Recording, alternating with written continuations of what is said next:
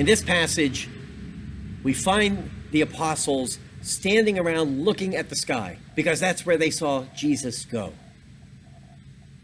And then a really important question is asked by a couple of angels.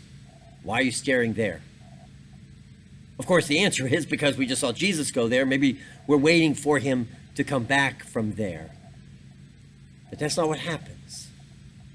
What happens next is critical, because they could have then gone home and reflected on everything they had seen and heard and learned, and then we might have a book called The Thoughts of the Apostles, or The Teachings of the Apostles. They could have had great debates and figured out all sorts of theological ideas and doctrines and dogmas from their experience with Jesus, and then we'd have the theology of the apostles. But that's not what we have. We have the Acts of the apostles.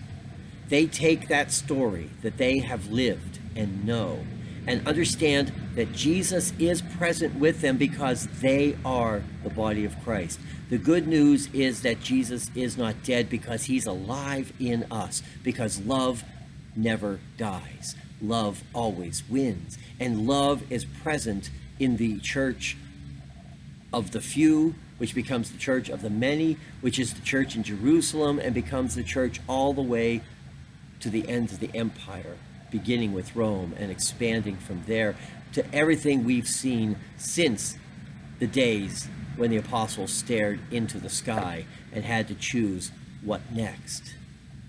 So the question is presented to us. Where do you look for heaven? Is it in the sky?